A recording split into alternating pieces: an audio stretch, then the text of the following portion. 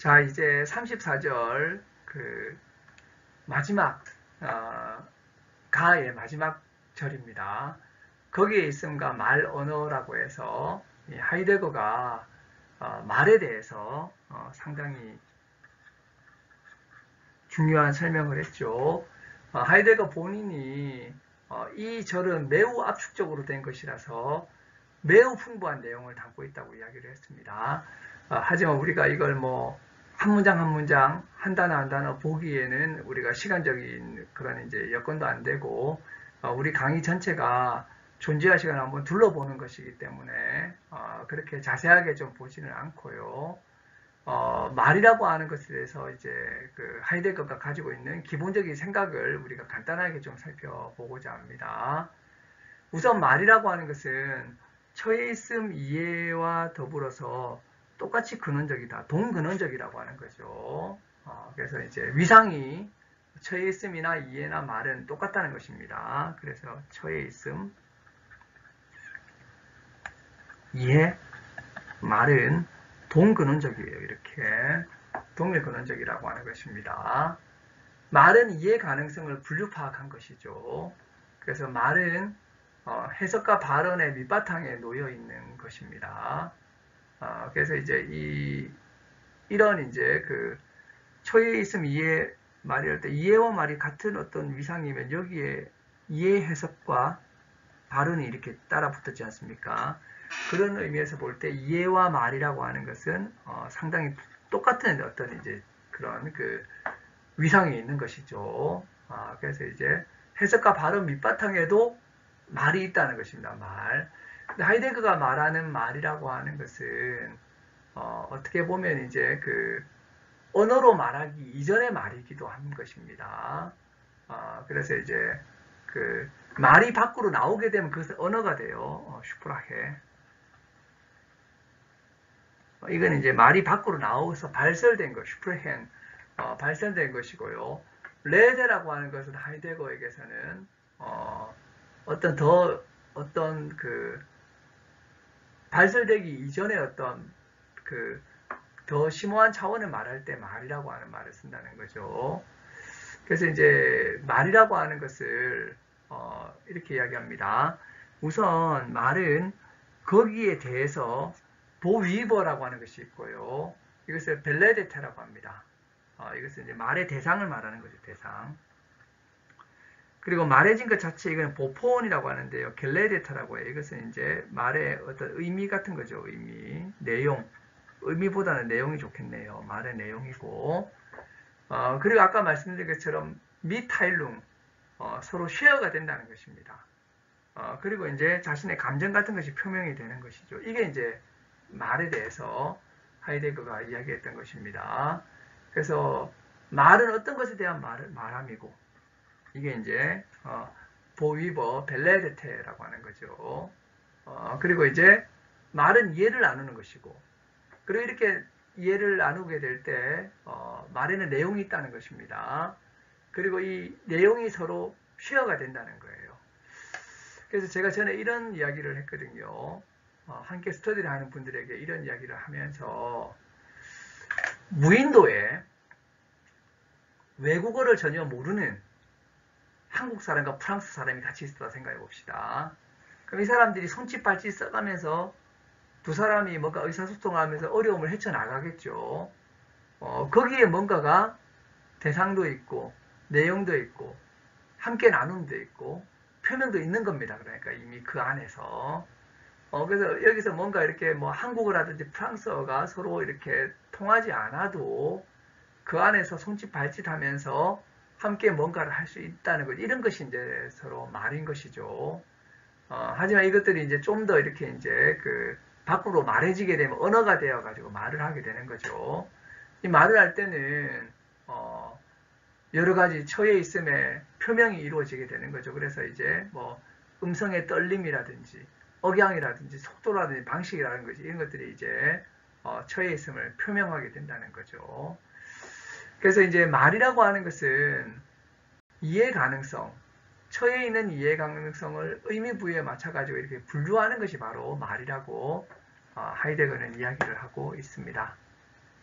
그리고 이제 이 말이 이해 가능성과 관련되어 있다는 것은 들음에서 분명해진다고 하이데거는 보고 있는데요. 들음이 오히려 말함을 구성한다고 할 정도로 들음의 위상은 굉장한 거죠. 그래서 이제 언어가 음성화되는 것이 이미 말이 있기 때문에 그 수단으로 이렇게 이제 음성이 나오게 됐다고 보고 있고요. 음향을 듣는 것도 이미 들으려고 하기 때문에 음향을 지각할 수 있다고 봤다는 것입니다. 그래서 이제 이 누군가에게 귀를 기울인다고 하는 것은 공존재인 현존재가 실존적으로 타인에게 열려 있다는 것을 의미한다는 거죠. 그래서 특별히 이제 이 들음이라고 하는 것은 남이 말하는 걸 듣는 것보다 더 근원적인 들음이 있습니다. 그 뭐냐면 양심의 소리를 들어야 되거든요. 그래서 자신 안에 지니고 있는 친구의 목소리, 양심의 목소리를 듣는 그런 이제 열려있음을 의미한다고 봤다는 것입니다. 그래서 우리가 열려있기 때문에, 이제 이런 들음과 귀 기울임이 가능해진다라고 하는 거죠. 그래서 우리는, 이런 이제 다른 사람의 말을 들을 때에도, 말해진 것을 이해할 수 있는 이런 이제 열려있음이 있다라고 한다는 것이죠. 그리고 이제 말한다 들으면 이런 실존론적인 가능성이 있는 곳에서만 누군가가 귀를 기울여 들으려고 할 수 있다는 거죠. 그리고 건성으로 듣는 것은 진정으로 들은 것이 아니라 들음의 이해함의 결여태라고 이야기를 하고 있다는 것입니다. 그리고 하이데거는 침묵도 어떻게 보면 더 본래적인 말과 이해를 이끌어낼 수 있다고 봤어요. 그래서 이제 말함의 다른 가능성 중에 하나입니다. 침묵도. 그래서 이제 침묵도 어떻게 보면 말보다 더 잘 말할 수가 있다고 본다는 거죠. 그래서 이제 뭐 하이데거에게 유명한 일화가 있죠. 하이데거가 베를린 대학인가요? 거기로 이렇게 이제 갈까 말까 고민하고 있는데 어릴 때부터 알고 있던 농부 친구가 한마디 말도 안 하고 고개를 저었다는 거죠. 이렇게. 그러니까 고개 젓는 것에 의해서 하이데거가 딴 대학으로 가는 걸 포기했다. 안 가기로 했다. 이런 이제 일화가 있을 정도로 뭐 굳이 말이 필요 없죠. 그냥 고개 저으면 바로 알아차린다는 것입니다. 그래서 이제 침묵함이 오히려 더 본래적으로 더 강한 메시지를 줄 수 있다라고 이렇게 생각할 수 있다는 것이죠. 그리고 이제 이성적 폭물 존 로건 에콘이라고 하는 이런 이제 아리스토텔레스의 인간 정의죠. 이것은 발생 가능하다는 말이 아니고 인간이란 존재자가 세계와 현존재 자신을 발견하는 방식으로 존재한다는 것을 의미할 때 이성적 폭물이라는 말을 쓰고 있다라고 하는 것입니다.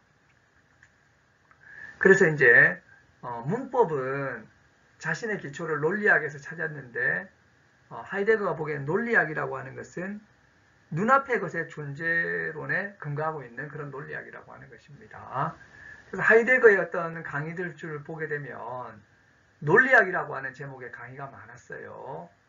근데 그런 강의들은 대체로 어떤 거냐면 논리학을 극복하려고 하는 것입니다.